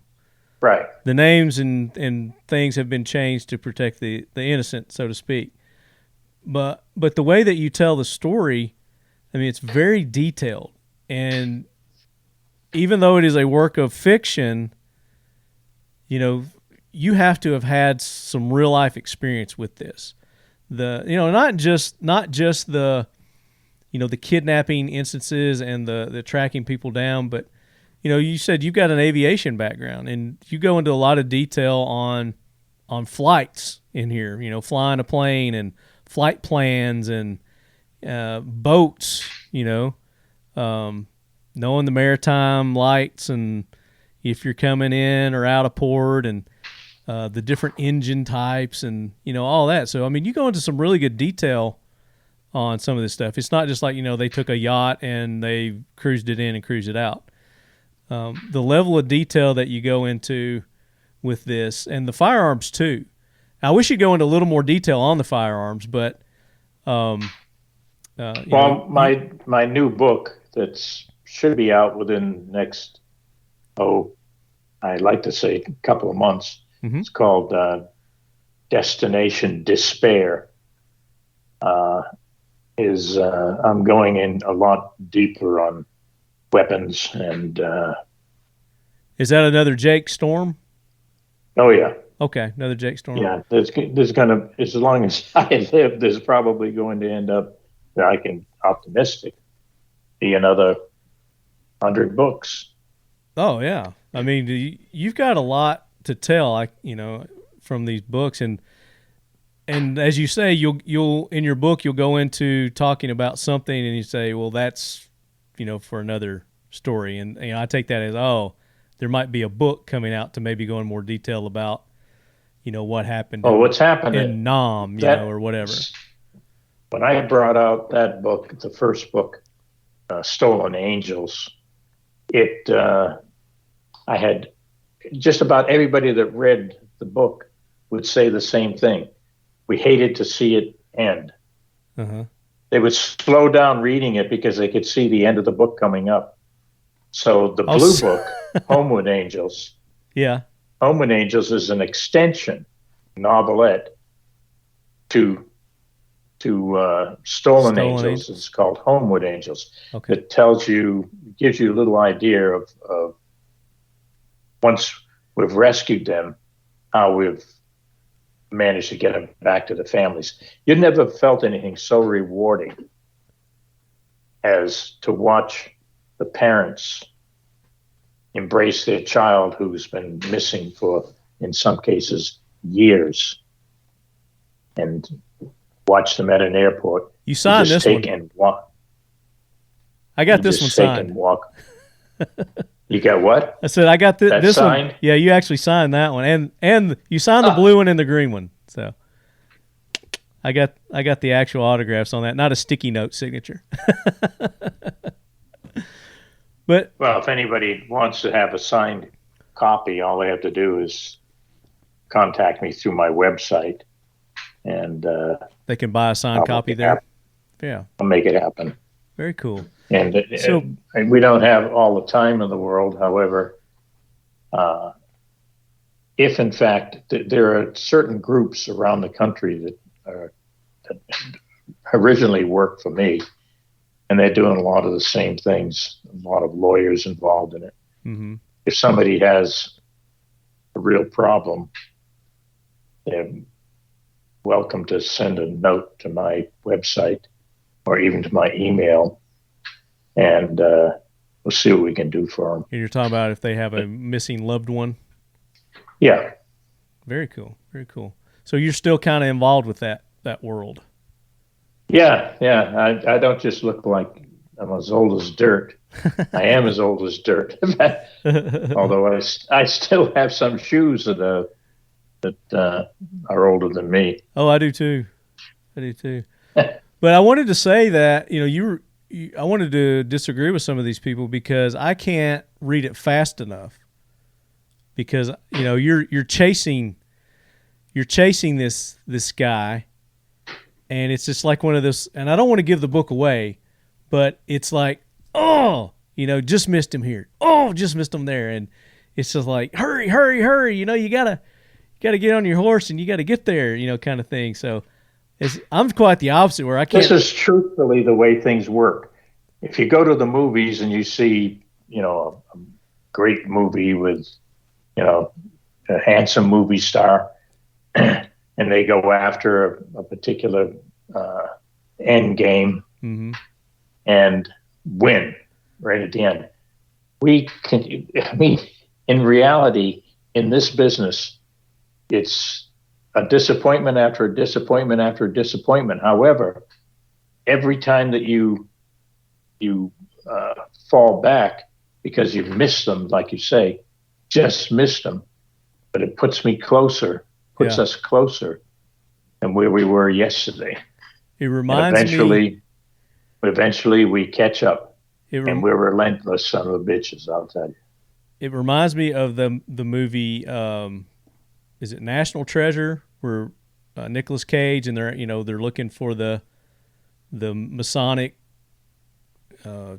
treasure or whatever, and it's like one clue leads to another clue, which leads to another clue, which leads to, it's just never ending. So this kind of, I get mad at you because I think, all right, this is where he's going to catch him right here. He's got him nailed, and you're just like, oh, that's not it. And then then you get the next clue, and you're like, oh, we're just minutes behind. We're just a day behind here, a day behind there, and it really gets the reader involved, and it makes you think you're there with you. The way that, because I feel like I'm there with you and Sorensen and Gage and all the guys, and I feel like I'm there, and the details, like I said, that you go into with the flight plans and the street maps and locating these places. I mean, you can tell that you've done your research and you've either been there, spent some time in all these places, or you did, did a really good Google map search. Think about having to write it without revealing where you were, who it was, what have you. That was the most difficult thing I've ever undertaken in my life. But it's become easier and easier because I can now feel my way out. And even though you don't want to see it end, we never give up. Never, ever give up. Yeah. Even with the people who get frustrated with us, parents are saying, you've been working on this for a year and we don't know anything. That doesn't necessarily mean I don't know anything. I just, you can't tell people a great deal because they need to speak with other people. Yeah, but you got to think that you're dealing with these people who have endless supply of money and resources that you're up against, and they can, it's like you said, trying to find a needle in a haystack kind of thing. And my son Pierce, lawyer, sitting down there in the bottom square. Welcome to Hollywood Squares. He spent many, many days, nights, months in safe houses because there was people after us. Yeah. And although, he was too young to remember it, there's some stuff will be coming out in my future books. And look what he's grown into. Even despite all your great upbringing, look what he turned out to be. Right. Yeah. He's an attorney. I'm quite proud of him. His sister's an attorney too. My daughter Kaylee. Oh, looky there. She's an attorney down in Brevard County, which is where Kel-Tec is. Cocoa Beach. Yeah, Cocoa, Florida. Yep. I love it down there. It's beautiful, and that's you do a lot of descriptions of that area in your book too, and I would assume that's because you've spent a lot of time there. But just the Hong Kong, the Rio, going to Rio and all the detail in the streets and the hotels and the way that people act. You've got demeanors down. It's just you just do a really good job, and it captivates and captures. It does me anyway, and I can't recommend it enough. So if people want to buy your book, I guess they can go. You've got a website. Is that what you said? What's your website? Yeah, Pierce can. Pierce, give us that. Can you put it up, Pierce? Yeah, so his books are available exclusively on Amazon. We just put up a website, jakestormbooks.com. Okay, hold on. I'm going to pull that up. Yeah, it's jakestormbooks.com. And if you wanted to email him directly, it's jakestormbooks@gmail.com. jakestormbooks.com? Yeah, we just published the website literally this afternoon, so hopefully it's up. Just for this show, you got it up there, didn't you? Pretty much. So something we've been meaning to do for a while, but it works. I'm glad I could. If you click, you can click the books available the link down there. That'll bring you to the first one, but then there's links to each book on the books in order tab as well. Okay, and that's where I'm at here. So you can go and get Stolen Angels, Homeward Angels, and then the San Andreas Fault. Yep. And there's a link at the bottom for each of those, little blurb about the author and a way to contact them. And here's the Amazon page that you can go to. And is there's an audio available or Kindle? There's a Kindle available. Kindle. There's a Kindle, no audio yet, but Kindle and paperback. Very nice. And it's only $4.99 on Kindle and only $13.50 paperback. So very cool. And let's see. Here's the other ones down here. So the other ones are down here too. So yeah, they're all on there. Yep, the links are directly from on the books in order tab on the website. Now, would you prefer them to go to the website or to Amazon to buy the book? Whichever. Oops, there it is. It's probably easier to find through. Now, come on. When are you going to get his Instagram set up? You got to get him an Instagram set up, Facebook. Yeah, we're working on that. Twitter, all that. Now that Elon's taking over Twitter, you can get set up on Twitter there. There you go. But yeah, either way, it's but what's the website really good brings you directly to those, and if you have to jump through a few hoops if you go through Amazon directly. I got you. But you know what I find fascinating about this is as you get into this world, it reminded me a lot of the Jeffrey Epstein stuff that we've heard about here recently. I'm seeing a lot of that in this book as well, because you're getting a lot of high profile figures politically, in the entertainment that are involved with this too. So there's a lot of politics involved that make it even more difficult for these children to be found, because you got all these political influences that don't want the truth coming out. And I know you say this is a fictional book, but that's the God honest truth, is that there are political figures involved, and we saw that with the Jeffrey Epstein case. And people dying and getting killed because they didn't want the truth coming out. Jeffrey Epstein did not hang himself. Did you catch that? Yeah.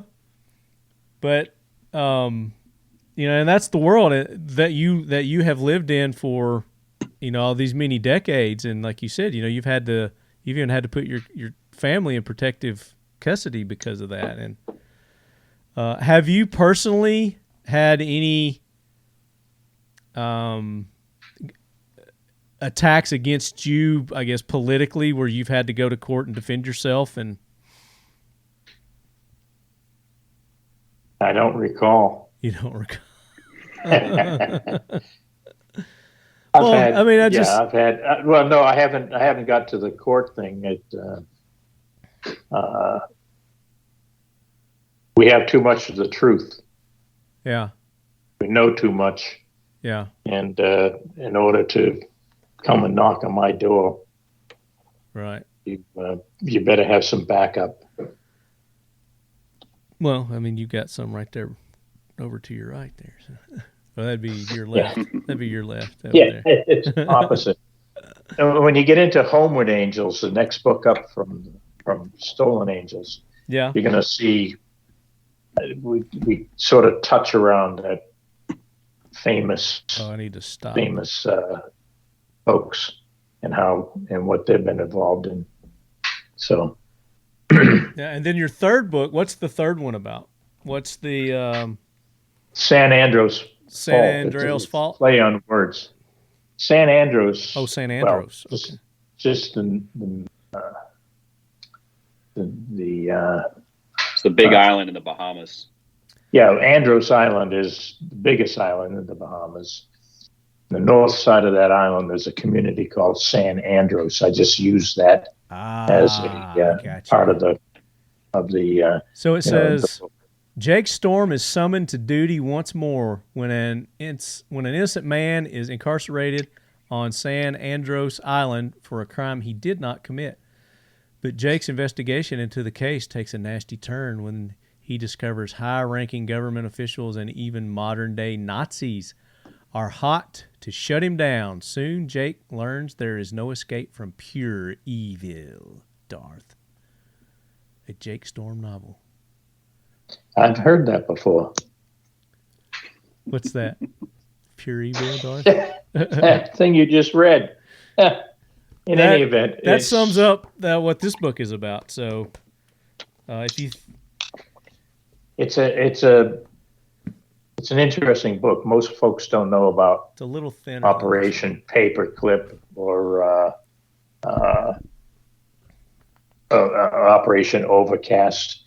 After the Second World War, they had a whole bunch of German scientists and guys that actually started and ran our space exploration. Uh-huh. These are, these Nazi rocket engineers. Yeah, we stole all their scientists and brought them over here. Yeah, right. And and not just that, but folks Nazis that knew. I'm losing my voice here. Nazis that knew the inner workings of the Soviet system. Mm-hmm. And so they brought them over and put them to work, writing down everything they knew. But then they had to do something. They had to put them someplace. So they did. And I'm not necessarily saying they put them up in San Andros. As I say, I just use that as the background. But these Nazis were, that book is fiction also. And if I get too deep into it, it's going to it'll spoil it. Yeah, well, so we don't want to spoil time. it. Definitely don't want to spoil it. So, like I said, I'm only on 17. Chapter 17. Chapter 17. I'm on chapter 17. You see it right there. And I think we just got off the G5 with the two hot chick pilots, with the hidden Millennium Falcon cargo bay where you got guns and money. You just recovered all this money and stuff, and now you guys are headed to Thailand. I believe that's where we're headed now, is Thailand. So that's where I'm at in the book, and as soon as we get off here, I'm gonna read it. I'm gonna start reading some more. So I'm gonna finish it up. But all right, well, but we got to have you back on. When you said you got another one coming out, when do you think you're gonna get your next one? Your next? I should finish it within the next couple of months. If I was to go, balls to the wall, I'd have it done in a week. Yeah. It's I've got a lot going on of what in my business and what have you. So yeah, as soon as I get closer, we'll keep in touch. I'll keep in touch. Okay. With you. Now, but once you finish the book, it has to go in for editing, and then from matter of fact, I've got about 100 pages done in Destination Despair, and I've already had those 100 pages have already been edited. Now, it's all the same characters in the Green Book and the San Andros Fault. All the same characters: Gage, the tree, the major. Oh, so the tree's still with us. Good. I like the tree. Yeah, he's a pretty big boy. Is he based on somebody you know? They're all based on people I know. Or they may be amalgamation maybe two of a or couple three of people in the same. Yeah. I'm describing, but no, I've been with the tree for Lord knows. So I noticed, and again, I don't want to give anything away, but we're talking about the firearms, because there's a lot of firearms references in this book, silencers, and when we watch the old movies, the old James Bond and the spy movies, they're using 22s a lot. They're not pulling out high caliber rifles or pistols or anything like that. They're doing a lot of small caliber type pistols, and that really kind of hits home in this book too.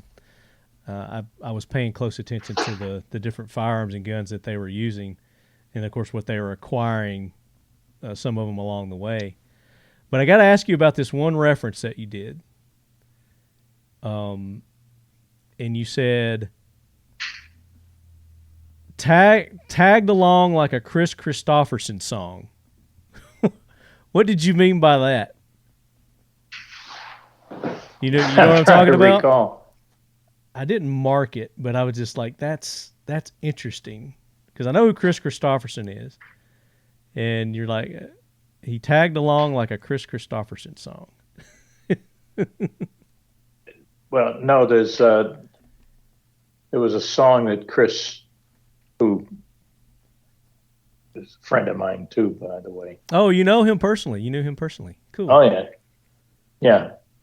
Matter of fact, this one here, the last time my wife and I saw him, Chris was in Orlando. We had to get a babysitter for Pierce, and I think it was the first time that we had ever.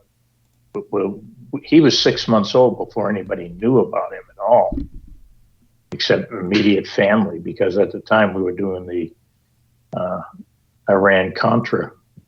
Mm-hmm. So I loved him in Blade, but then even before that, what was that trucker movie that he was in? I can't remember what it was called. I think it was back in the 70s, maybe. Convoy. That's what it was. Convoy. You remember that movie Convoy? There was a song on it and everything. Yeah, that would be awesome. Going back to tag along, he had written a song about and it's crazy, I can't pull it out of my main housing group, about a girl that grew up and was tagging along behind him. I forget the name of the song. It'll come to me. Tag along. Huh? Probably tag along. No, it wasn't tag along. It was. Let's see. I'll find it here. Well, that's my point. So he had a song that was. Yeah, it was a song where the theme of the song was that this young girl followed him around like a big brother, and here comes. I can't get Bobby McGee out of my head, and that's not it. But the little, Me and Bobby McGee is one. Jody and the Kid. Jody and the Kid, there you go. Jody and the Kid was, I probably should have written that better. Well, I mean, it's one of those things that, it's kind of vague unless you know Chris Christopherson. And right. I mean, I know who Chris Christopherson is, but I didn't get that reference. So that's what it was. I was like, I know Chris Christopherson, but I'm not getting that. So yeah, I had to ask you what that was. And of course, there's tons of Marine references in the book. It's an homage to the Marines. I think the entire book is. But yeah, it's a great read. I had fun working on the doggies. The Army guys saying, by the way, that's 1600. It's 4:00 for you Army guys. Right? Yeah. you get your jabs in there, so you kind of break what's that call where they in the movies where they look at the camera and they talk to the camera. So you kind of talk to the audience. You break that fourth wall. Yeah, you break the fourth wall in this book a few times, which I thought was good. I like that too. But yeah, I really am enjoying this book, and I'm looking forward. I've got a trip coming up that I'm going to definitely finish it on, and you might give me some tips on where I'm going, maybe to keep me safe and out of harm's way. And we'll talk about that offline. But so the website you guys can go to, it's jakestormbooks.com. And there's some information there and links to where you can buy the books, or you can go to Amazon. You can get the books there too. And are we giving away one or two, a couple of books to our listeners? Is that what you want to do? Yeah, 2. You want to give away 2 of of this one? You can have. You want? Yeah, I'd rather have people read the first book. Okay, let's start off with the first book. Absolutely. So we're going to give away 2 of William Johnstone Taylor's Stolen Angels. And the way that I'm going to do this is it's first come, first serve. So the first 2 to email me, talkingled@gmail.com, send your name, your address, and if I respond back to you, then you'll know that you've won. If I don't respond back, that means you didn't win. But the first 2 people who email me, talkingled@gmail.com, reference this episode, what episode it is, what number, and then put that you really want a copy of Stolen Angels by Mr. Bill Taylor here. And anyone who buys the book and would like it personalized, do the same thing. Just contact it. Now don't contact me. Contact him on his website. So you go to his website and you contact Mr. Taylor, and he'll make arrangements to get you an autographed copy that you buy. And I guess the 2 that we give away, you're going to sign those. Certainly. You're going to say to Leadhead, whoever, and get an autographed copy. So that's nice, man. Thank you for doing that. I appreciate it. And then I also have an extra copy of this, but I'm going to share it with, I've got somebody in mind that I want to share it with already. So I'm going to share the love. Now, what I also do from time to time is I loan my books out to my friends, but they eventually are supposed to be sending them back. So when I get done reading this, I have somebody that I'll probably loan it out to and let them read too.